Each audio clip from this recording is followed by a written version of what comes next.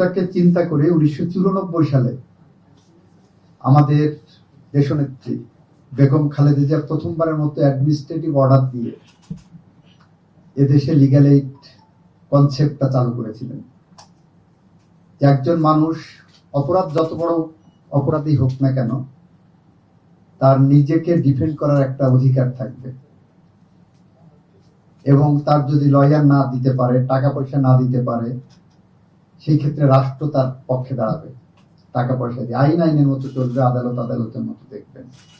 সেই কনসেপ্টটাই পরবর্তীতে legal aid ফরম্যাটে আসে। আমরা নতুন করে লিগ্যাল এইড অ্যাক্ট হিসাবে 2026 সালে এটা নিয়ে এসেছি, এবং এখানে লিগ্যাল এইড অ্যাক্টের আন্ডারে আমাদের নতুন অধিদপ্তর গঠিত হয়েছে। আমরা লিগ্যাল এইডের মাধ্যমে দুই ধরনের কার্যক্রম করি। তার একটি হলো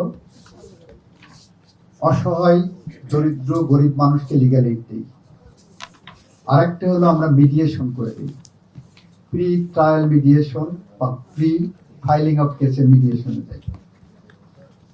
আমাদের এই যাত্রায় আমাদের সাথে ইউএনডিপিও আছে,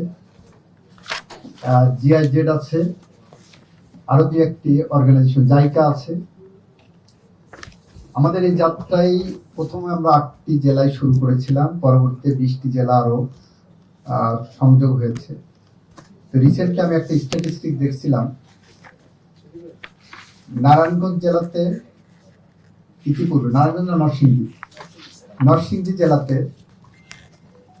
একই সময়ে গত বছর লিগ্যাল এইড অধিদপ্তর ওখানে মিডিয়েশন শুরু করার আগে গত বছর যে পরিমাণ মামলা ফাইল করেছিল, মিডিয়েশন চালু হওয়ার পরে ওই একই সময় 62% মামলা ফাইলিং কম হয়েছে। আমরা মনে করছি এটা আমাদের বাংলাদেশের লিগ্যাল রিফর্মের অন্যতম একটি পদক্ষেপ। আমরা প্রান্তিক জনগোষ্ঠী পর্যন্ত পৌঁছতে চাই। আমরা যেমন একদিকে বাংলাদেশের ঘরে ঘরে আমাদের সমাজ কল্যাণ মন্ত্রী ফ্যামিলি কার্ড পৌঁছে দেওয়ার উদ্যোগ নিয়েছেন, মানুষকে স্বাবলম্বী করার জন্য, তার অধিকার নিশ্চিত করার জন্য।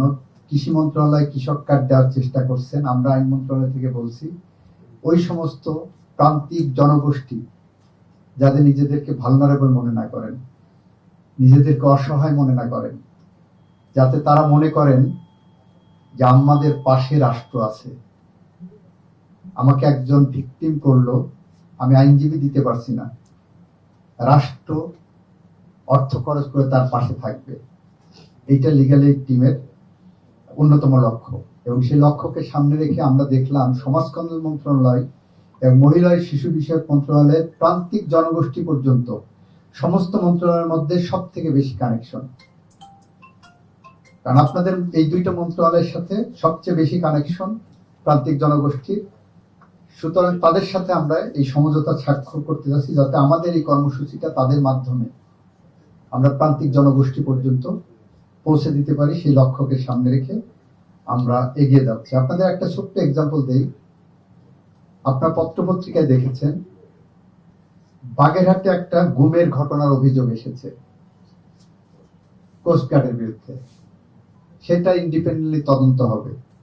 ওই ঘটনাকে কেন্দ্র করে ভিকটিম ফ্যামিলিগুলো যে ওখানে সরকারি স্থাপনায় হামলা করেছে, তার জন্য মামলা হয়েছিল, সেটাও ইন্ডিপেন্ডেন্টলি চলবে।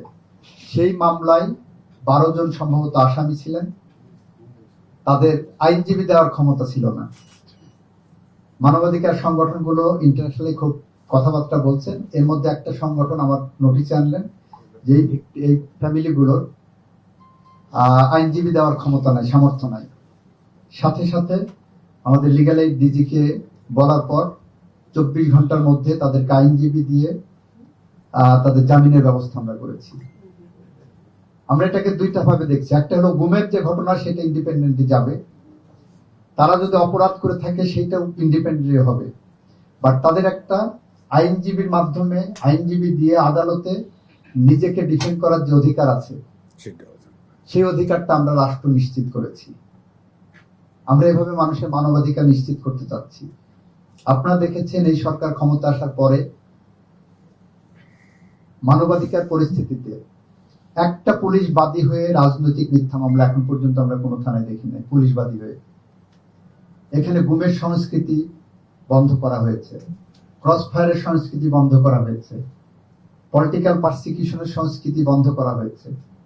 আমরা এই প্রক্রিয়ার মধ্য দিয়ে মানুষের কাছে মানবাধিকার, মৌলিক অধিকার, ন্যায় বিচার, আইনের শাসন নিশ্চিত করার জন্য বদ্ধপরিকর। মাননীয় প্রধানমন্ত্রীর অনুশাসনের প্রেক্ষিতে আমরা এই স্বপ্নের পথ ধরে হেঁটে যাচ্ছি।